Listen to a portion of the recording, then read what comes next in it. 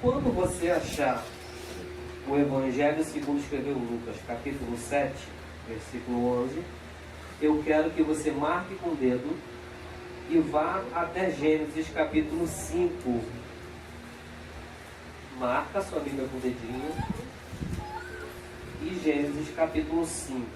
7, 11. Isso. Depois marca aí e a gente vai até Gênesis capítulo 5. Lá te farei ouvir as minhas palavras. Quantos creem que Deus tem uma palavra de vitória para você? Amém. Glória a Deus.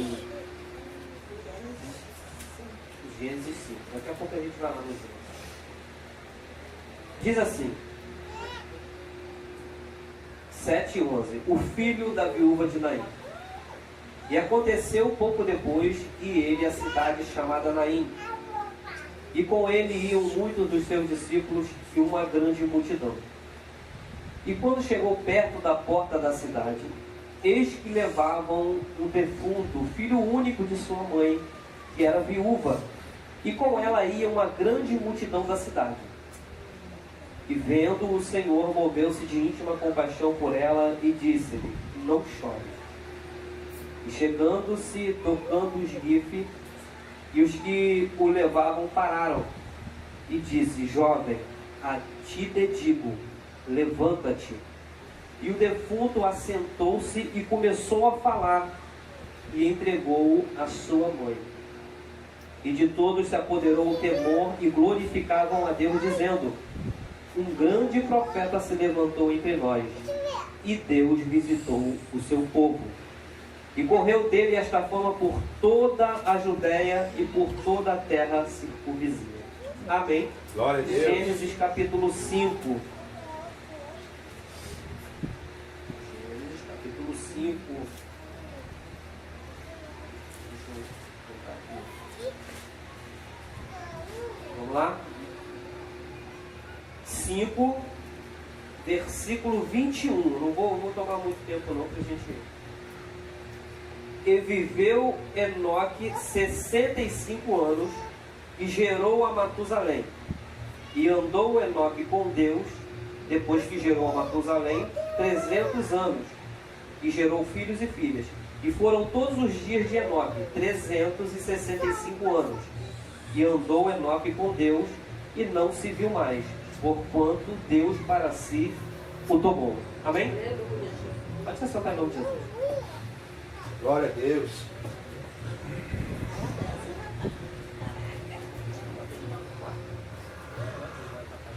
Amém. Eu quero começar aqui pelo livro do Gênesis, para a gente entender a mensagem que Deus colocou no meu coração. O livro do Gênesis, capítulo 5, ele começa falando sobre a genealogia de Sete. Sete é o filho de Adão e Eva, que é conhecido como substituto. Por que substituto? Porque Caim matou Abel. Então Adão e Eva tiveram outro menino chamado Sete. E se a gente correr pela genealogia, você vai perceber que dentro da genealogia alguns homens viveram muito mais anos do que Enoque. Se você acompanhar, vamos pegar só uma parte aqui. E Adão viveu 130 anos e gerou um filho à sua semelhança, conforme a sua imagem, chamou o seu nome Sete. E foram os dias de Adão, depois que gerou a Sete, 800 anos, e gerou filhos e filhas. E foram todos os dias de Adão, que Adão viveu, 930 anos e morreu. Então, se a gente continuar na genealogia, a gente vai perceber que Enoque foi o que menos teve anos. Só que quando a Bíblia vai discorrendo sobre a genealogia, pode ver todas as genealogias. E viveu e morreu. E viveu e gerou filhos e morreu. E viveu e gerou filhos e morreu. Mas quando chega em Enoque, a Bíblia não diz que Enoque morreu. A Bíblia diz que Enoque viveu 365 anos e andou com Deus e não se viu mais, porquanto Deus para si o tomou. Então eu vejo, dentro dessas duas leituras, que não é o tempo que se vive, mas é o tempo que se anda com Deus. Tem gente que vive muito tempo dentro da igreja, mas não anda com Deus, e vai morrer mesmo dentro da igreja. E tem pessoas com muito menos tempo na igreja que vão ter tanta intimidade com Deus que não vai passar pela morte, porque Deus vai arrebatar a sua igreja. Então eu vejo que Deus, Ele tem um poder sobrenatural sobre a fase chamada morte. E a gente leu no estudo de quarta-feira que um dos cavaleiros, se não me falha a memória, o cavalo amarelo, o seu cavalo se chama morte. E continuando a leitura, diz que o inferno o segue. Se a gente parar para entender dentro disso tudo, a gente vai ver que a morte é mais forte que o inferno. Alguém está acompanhando isso comigo? Todos que viveram, tiveram anos, morreram. A morte levou eles. Enoque não morreu. Deus o tomou para si. Então não é o tempo que se vive, é o tempo que se vive com Deus, é que faz a diferença na nossa vida. E no livro de Apocalipse diz que a morte é mais forte que o inferno, porque o inferno a segue. Está escrito lá, não está? A gente não leu isso na quarta-feira? Então a morte é muito mais forte do que o inferno, porque o inferno segue a morte. Agora escuta isso aqui. Vamos voltar para a nossa leitura principal. Então a gente vê que todos esses homens que tiveram um destaque importante na Bíblia morreram. Mas um que viveu menos do que todos eles, irmã Kelly, não passou pela morte. E outros homens também na Bíblia, né? Aí aparece alguém em Jerusalém chamado Jesus de Nazaré. Jesus de Nazaré, ele é uma pessoa que, a princípio, nas leituras, você vai ver Filipe passando e chamando Natanael. E Natanael, quando ouve Filipe, Filipe vai dizer o seguinte: olha, nós achamos o Cristo, aquele de quem os profetas tinham falado. E Natanael pergunta: e quem é ele? Jesus de Nazaré. Aí Natanael para e pergunta: de Nazaré pode vir alguma coisa boa? Enfim, mas vai para ver quem é Jesus. Quando está chegando perto de Jesus, Jesus olha para Natanael e diz: eis um grande israelita, um bom israelita, em quem não há dolo, ou seja, em quem não há falsidade, em quem não há fingimento. Aí Natanael pergunta: mas o Senhor me conhece? Ele diz: conheço. Antes de Filipe te chamar, eu te vi debaixo da figueira. Aí Natanael passa a acreditar: peraí, porque a história da figueira que não é o caso de agora. Mas Natanael percebe que não é uma pessoa comum que está falando com ele. E acredita no testemunho de Filipe: encontramos o Cristo. Esse Cristo agora começa a percorrer em Jerusalém e parece que ele está disputando com João Batista. Parece, mas não é disputa. João Batista está preparando o caminho do Senhor. João Batista batiza com água e diz que após mim vem um que vos batizará com o Espírito Santo e com fogo. E Jesus começa agora a ter o seu ministério crescendo, irmã Marcela. Jesus agora começa a passear pela cidade. Um dos fatos no capítulo 7, Jesus vai para a cidade de Cafarnaum. E quando Jesus vem passando em Cafarnaum, a fama de Jesus já era uma fama bem espalhada. Todos conheciam a fama de Cristo. Aonde aquele jovem nazareno de aproximadamente 33 anos passava, alguma coisa acontecia. Aonde aquele nazareno passava com os seus discípulos, a multidão o seguia, porque sabia que através dele, por ele, aconteceria algo sobrenatural. Alguém seria curado, alguém levantaria, alguém passaria a enxergar, quem chegasse possesso de demônios seria libertado por ele. Então todo mundo que tinha problemas ia até Jesus. Glória a Deus. Então, chegando em Cafarnaum, chegou-se um homem para ele, e dentre a multidão esse homem disse para ele: Senhor, meu servo está muito doente, eu gostaria que o Senhor fosse na minha casa para curar ele. Jesus está passando por Cafarnaum, e alguém vai dizer, versículo 6, e foi Jesus com eles, mas quando já estava perto da casa, enviou-lhe o centurião os amigos, e disse-lhe: Senhor, não te incomodes, porque não sou digno que entre debaixo do meu telhado. E por isso, nem ainda me julguei digno de ter ido até o Senhor. Porém, uma palavra e o meu criado sarará. Porque ele sabia que uma palavra de Jesus mudaria toda a situação dentro da casa dele. E o incrível disso aqui é que ele não está atrás de benefício para ele, ele está atrás de um benefício para o servo dele.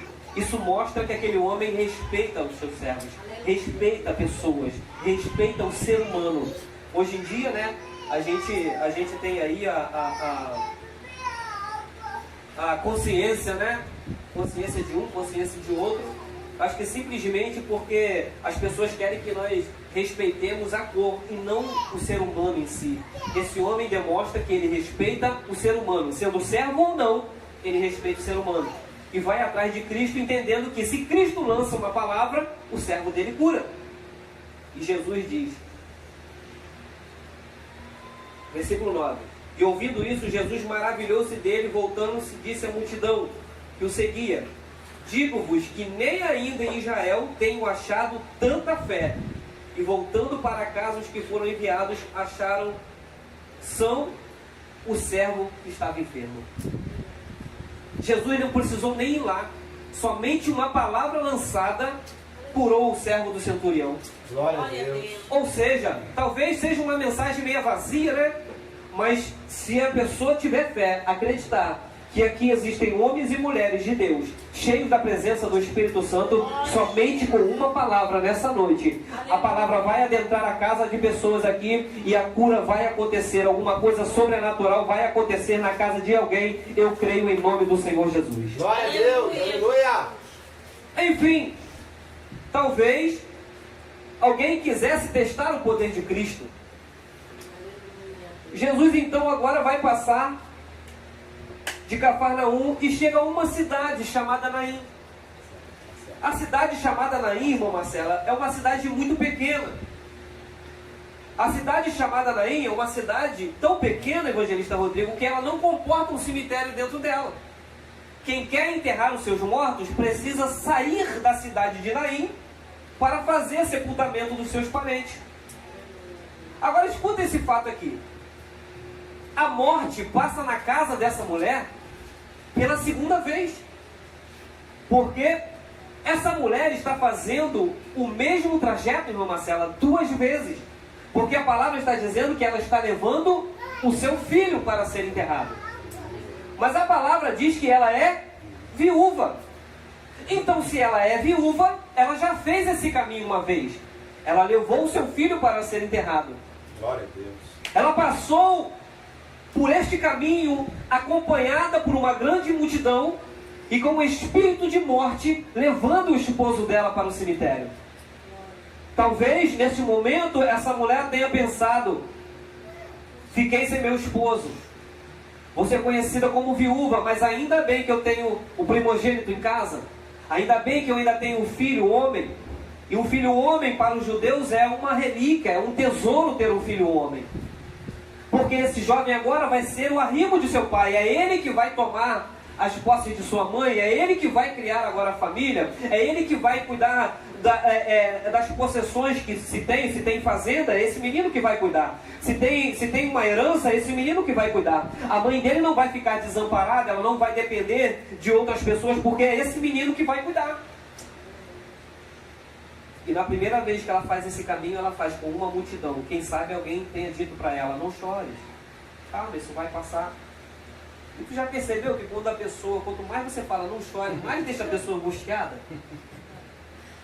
Porque quem está passando por um problema desse não quer ouvir não chore, quer chorar, precisa se esvaziar. E o choro Parece que é um alívio para a alma. Parece que a alma está se lavando por dentro quando você chora. Talvez até a palavra de consolo, não chores, seja uma forma de tentar dar uma autoajuda. Mas no momento que alguém está passando por um problema desse, ninguém quer ouvir não chores. Na verdade, a gente quer a solução. Né? Você quer chorar, porque o chorar alivia. Chorar acaba fazendo você se aliviar daquela dor. Você não quer ouvir não chore, você quer ouvir eu tenho uma solução. E essa mulher passou pelo caminho da cidade de Naim levando seu esposo. Mas não diz quanto tempo, não diz a doença, só diz que ela tem o mesmo problema. Quem morre agora é o seu filho.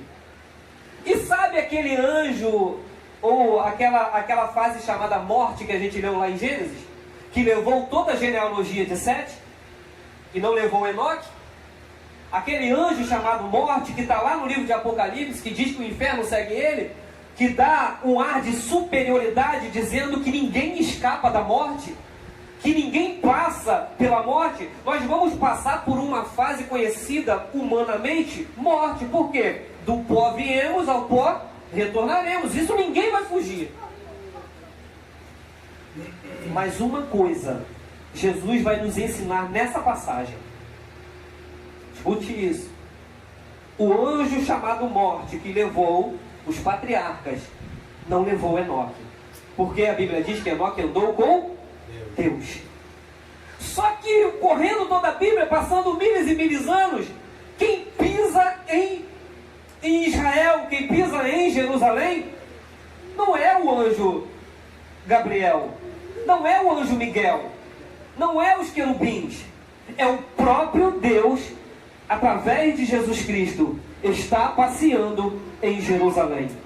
Glória a Deus. E agora essa mulher está fazendo o mesmo caminho, irmã Marcela. Eu fico imaginando, talvez, o que se passa na mente de uma pessoa que perdeu o seu marido, está passando pela mesma situação, está passando pelo mesmo caminho. Talvez as pessoas que estão com ela, talvez estão tentando ajudá-la de alguma forma. Isso vai passar, Deus está olhando pela gente. E quando você passa pela mesma situação duas vezes, aí você desacredita em Deus.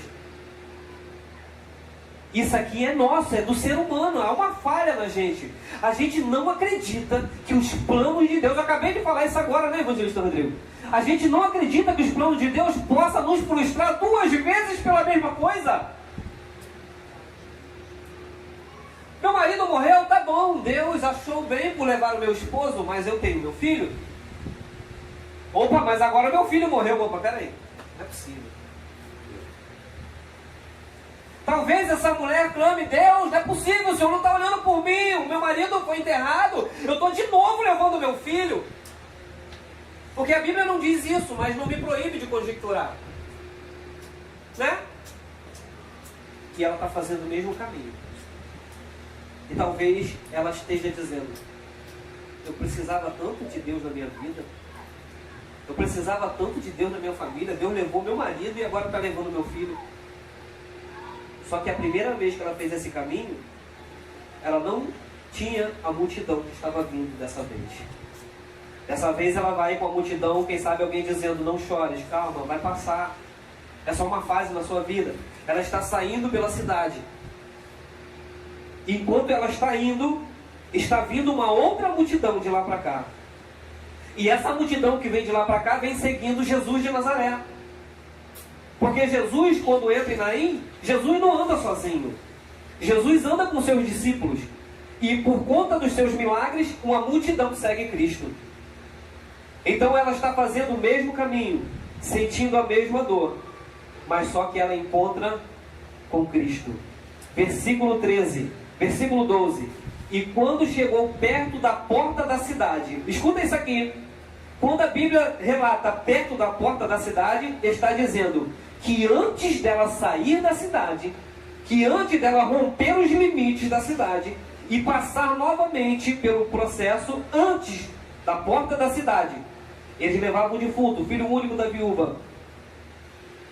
Ia com ela uma grande multidão, saindo, e vendo o Senhor, moveu-se de íntima compaixão por ela, e disse-lhe: não chores.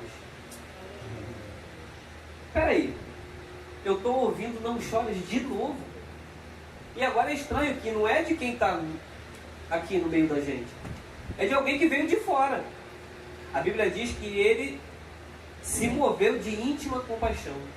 Ou seja, Cristo viu a dor daquela mulher. Cristo sentiu a dor dela novamente. Eu imagino o Senhor Jesus olhando para aquela mulher e retrocedendo ao passado e vendo que ela já tinha passado por aquilo uma vez. E agora ela está passando de novo. Jesus diz para ela: não chore. E o estranho, eu acabei de falar isso aqui agora, né? Quem ouve não chore, na verdade não quer ouvir não chore, quer ouvir eu tenho a solução. E esse não chore de Jesus, talvez, por ser humano, é mais um que está falando não chore. Mas esse não chore de Jesus, depois que passou de uma compaixão, é praticamente dizendo: eu tenho a solução. Escuta isso aqui, a multidão que vai com Jesus, Jesus vai quebrar vários dogmas aqui. A multidão que vai com Jesus, os discípulos que vão com Jesus, sabe que um sacerdote, ou um profeta, ou um grande homem de Deus, não pode tocar no defunto, porque se ele toca no defunto, ou nos gifs do defunto, ele se torna impuro. E mais uma coisa, isso aqui é conjectura de pregador, talvez seja loucura para alguns. Do lado está o anjo da morte, porque ele tem autonomia para estar ali. O menino está morto. Sim ou não? Tem autonomia para estar ali ou não está? O menino está morto, está diante do poder da morte. E quem chega? Senhor Jesus, o dono da vida. Ele diz: eu sou o caminho, a verdade e a vida. Aí quando ele chega em Lázaro, ele diz assim: fica tranquilo, teu irmão não morreu, ele dorme. E ainda que esteja morto, ele viverá. Tá, tu não entendeu? Duvido você ter entendido isso aqui. Jesus está dizendo para a morte: acabou a gracinha, parou, você fez uma vez, né? Mas já passou, mas eu não estava aqui. Só que agora o dono da vida está presente. E Jesus está dizendo automaticamente, no mundo espiritual, no âmbito espiritual, eu vejo o meu Jesus botando o dedo na cara da morte e dizendo: você não tem poder na minha presença, você não tem poder diante de mim. Abaixo o esquive, Jesus toca no esquive e diz: menino, levanta-te. O jovem começou a se levantar e ele agora entrega o jovem para sua mãe. Agora eu fico imaginando um homem que disse: não chore, está com o dedo na cara da morte dizendo: tu não tem poder e autoridade diante da minha presença. E todos que estavam ali pensando que Jesus ia ficar impuro, acabaram, todos se apoderou o temor e glorificavam a Deus dizendo: um grande profeta se levantou entre nós e Deus visitou o seu povo. Ou seja, quando o povo está dizendo um grande profeta se levantou entre nós e Deus visitou o seu povo, eles estão glorificando a Deus e dizendo: o anjo da morte não tem mais poder nessa cidade. O anjo da morte não tem poder nessa família. Aí eu fico imaginando, sabe por causa de quê? Porque vamos conjecturar um pouquinho. Posso até exagerar. Na hora de você fazer velório, já foi assim, velório? Que a pessoa está ali com o caixão na sala. O velório da minha bisavó foi assim: caixão na sala e café e pão com mortadela, né? Pra gente ir velando o corpo a noite toda. Eu fico imaginando. Aí todos talvez tenham passado isso. Pessoas chorando, pessoas digam não choram.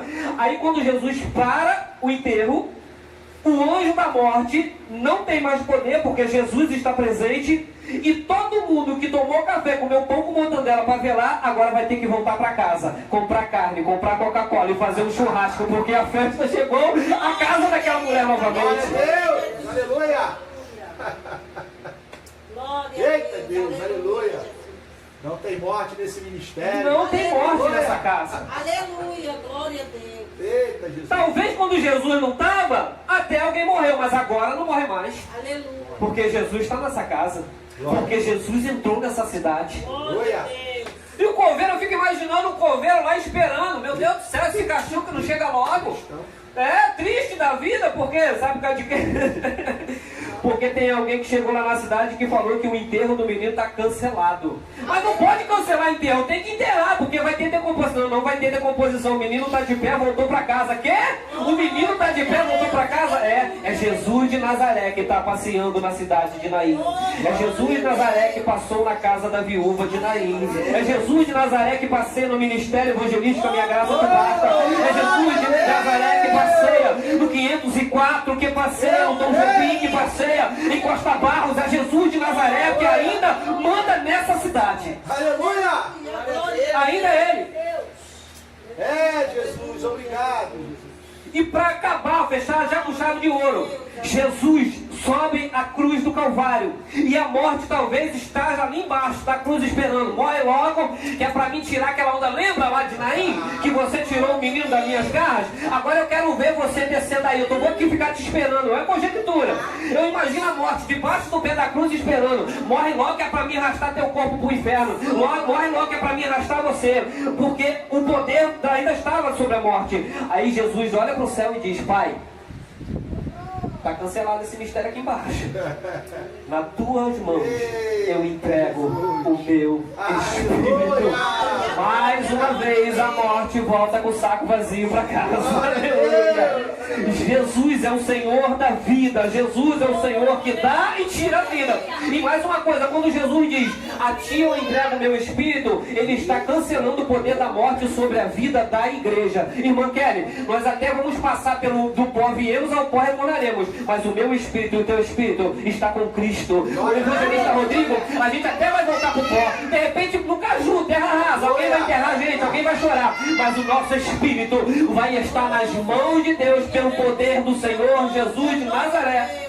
Oh, Deus, aleluia.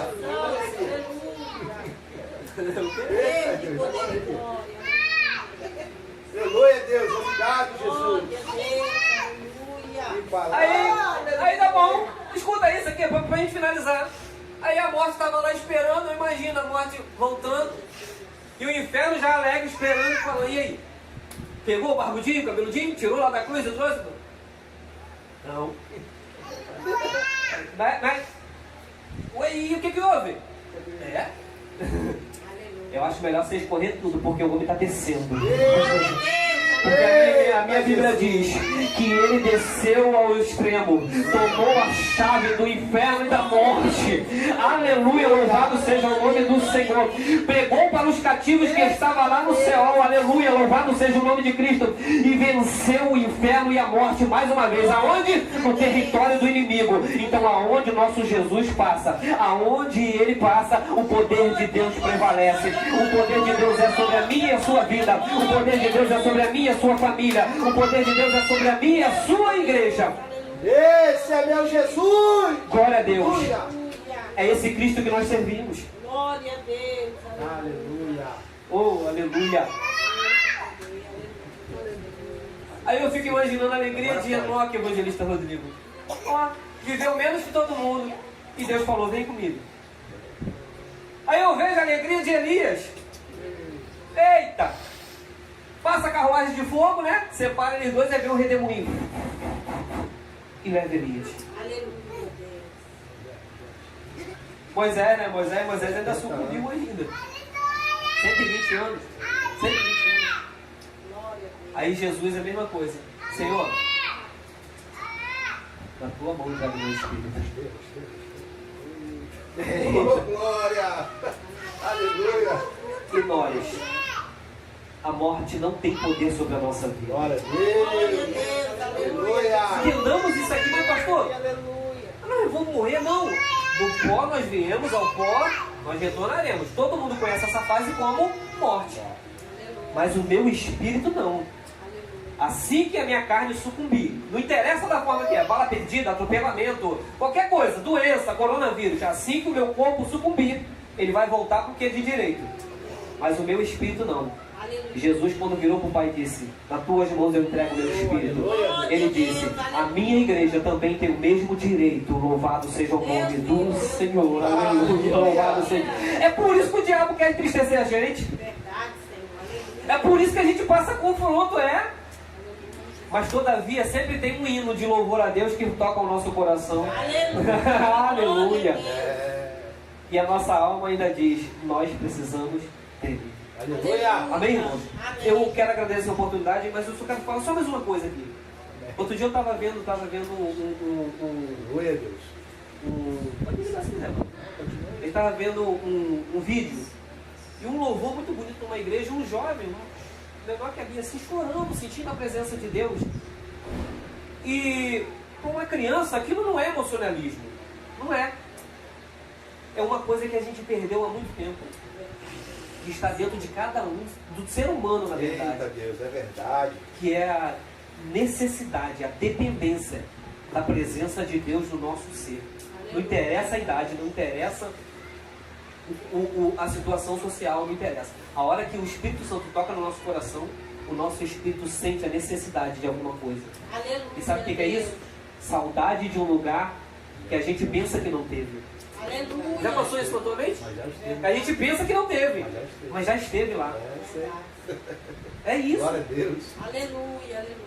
E quando eu estava, né, que eu falei contigo, estava na moto, louvando e sentindo a presença de Deus, o meu espírito estava com saudade de voltar para ele. Eita Aleluia. Jesus. Aleluia, louvado seja o nome do Deus, Senhor. aleluia. E aí é que a morte fica irritada, né? Glória a Deus. Porque sabe que o nosso espírito, a nossa alma está nas mãos daquele que vive e reina para Glória, todo glória a sempre. Deus. Glória a Deus, eu agradeço a minha oportunidade. irmãos. Aleluia, Jesus. Glória a Deus. Aleluia. Se quiser,